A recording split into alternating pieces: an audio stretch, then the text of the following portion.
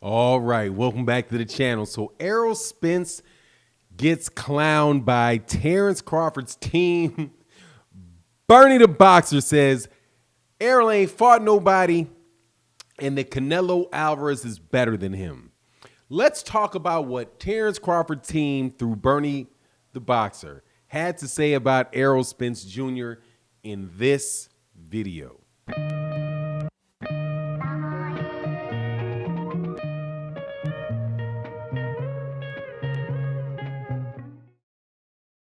All right, welcome back to the channel. So we're going to talk about Errol Spence Jr. and Terence Crawford and the pound-for-pound list, along with Canelo Alvarez, because, hey, man, it's January, and, because they don't want to make a lot of fights, you're not going to get a lot of fights this month. So we're going to have to talk about whatever it is that comes up. And one of these subjects that always comes up and is always fun to have a conversation about and banter back and forth about is the pound-for-pound list. And really what the pound-for-pound list is just a bunch of people's opinions about who they think the best fighter is. If you look at a pound-for-pound list, say an ESPN pound-for-pound list or a Ring Magazine pound-for-pound list, those pound-for-pound lists are a little bit different in that they are completely phony. And they are pretty much just what the promoters want you to buy. So I don't know exactly how they come about doing it, but the Ring Magazine pound-for-pound list is just ridiculous, and the ESPN pound-for-pound list is equally ridiculous. And we can really only agree, I think, about maybe the top maybe 4 fighters, 3-4 fighters, I think, should universally be agreed upon. That's my opinion. But still, somehow Ring Magazine and ESPN find a way to screw that up because they're busy selling the fighters that fight on their networks. And I hate to break this to you guys, but just because they're on ESPN doesn't mean they're the best fighter. And just because they're on DAZN doesn't mean they're the best fighters. Or PBC. You never know until these guys actually fight. But the pound-for-pound list, when you actually have these conversations with people that are serious boxing fans, I think those conversations become a little bit more fun and a little more serious. There's something you can really take serious because you hear people talk about fighters that are really the best fighters in the world, not people that are just, in my opinion, people that some promoter in Japan or somebody in the UK is trying to sell. And hopefully eventually they'll be able to bring them in under, ESPN will be able to have them on their card sometime during the year, right? So ESPN is using these lists as a way to generate interest in people that they know are going to fight on their network or who they hope are going to fight on their network. But when guys like Bernie the Boxer talk about it, or guys like Champside Boxing, because that's the guy that Champside Boxing is a boxing channel. I'm sure most of you guys know who he is. If you don't know, go subscribe to him. He does really good work. His catchphrase is the baddest brand in the land. Hey, man, he's the baddest brand in the land. Subscribe, follow, all that good stuff with Champside. Does very, very good work. Here's my take. And I won't go through his list because he has his list. I just know that Errol Spence Jr. was number 1. And I have Errol Spence Jr. list on number 1 on my list. And that is because of several reasons. One is the skill set. And we can talk about the skill set. I personally look at the 4 areas of scoring criteria of boxing, which is defense, effective aggressiveness, ring generalship, and clean, effective punching. And I look at them and I say, okay, how good are they at those 4 areas? And then after that, obviously you look at, you don't know how good they are in those areas unless they've displayed that against somebody that could actually cause some problems. And that is the problem with Terence Crawford. And that's the problem with Canelo Alvarez for the pound-for-pound list for me over Errol Spence. Because to me, it's like, if I go golfing and I have a friend that is a very, very good golfer, shout out to my man, out there in ATL. Good luck on that, doing your thing with your State Farm dealership. But, I had a friend that used to work for me, now has his own business, and we used to go out and golf, and he used to beat me the brakes. It was ludicrous. Right? I could get him in pool, but really golf, I just couldn't touch him. And that's because he's way better than me. But let me tell you what he used to do. And this is why I would say sometimes he used to give me, what they call a handicap.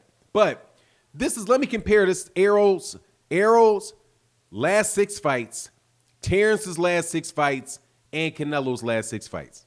And definitely if you look at the last one, right? Look at the last one. I think that shows you for sure.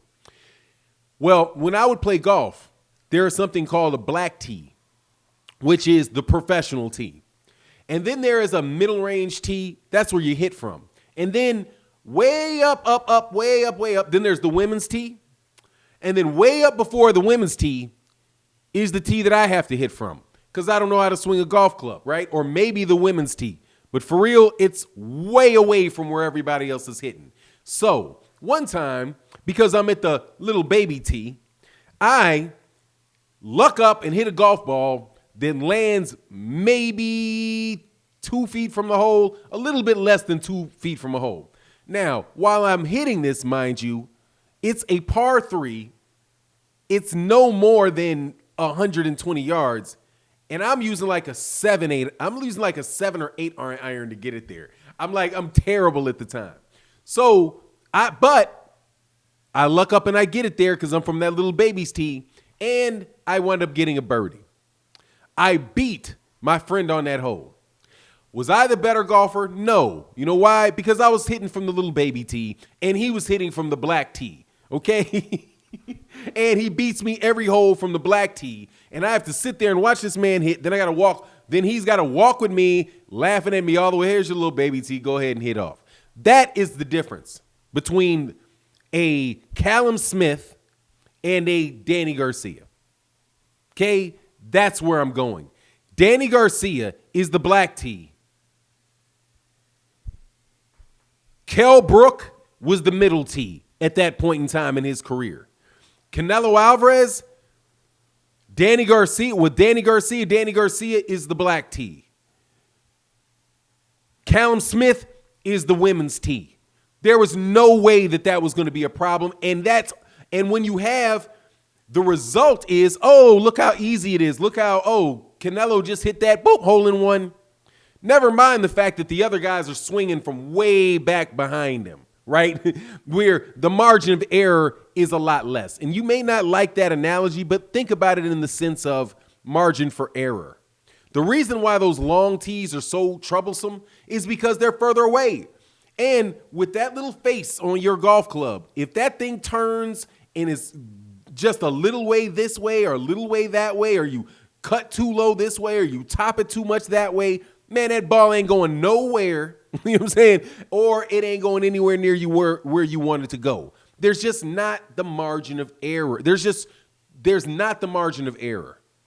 When you look at Callum Smith and the fights that Canelo Alvarez has had since he fought Gennady Golovkin, there's just tremendous room for error for Canelo Alvarez in those fights, with the exception maybe of Danny Garcia, right? Same thing with Terence Crawford. So what I think you see, and you definitely see from me when I'm saying, hey, man, Errol Spence Jr. is my number one pound for pound, it's definitely not for me about how famous you are, because that's why Canelo's getting it. Not that Canelo Alvarez doesn't have the skill set. Canelo Alvarez definitely has the skill set, but he doesn't have the competition right now, and he tested positive for performance-enhancing drugs, because we can also put that little bit of analysis right there on the tee too. So not only are you on the women's tee, you're also juicing on the women's tee. So it's like, what do you expect to happen, man? And that is the facade of boxing. That's the facade that I would love if we could just go away.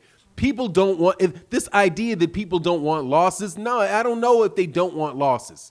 I think that these people are okay with fighters having losses. Like Gennady Golovkin lost. They're okay with him losing, right? Manny Pacquiao lost many times. Perfectly fine with him losing, okay?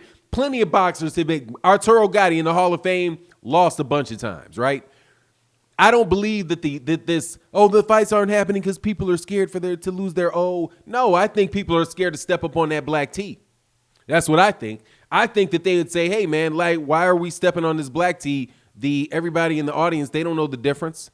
So let's just move it up to the women's tee, get on some juice, cork I don't know what you can do with your, that cheating they used to do with the with the putter, where they put that putter on their chest and did like the one that they're using their body to assist them with. That doesn't make sense. But anyway, it was against the rules.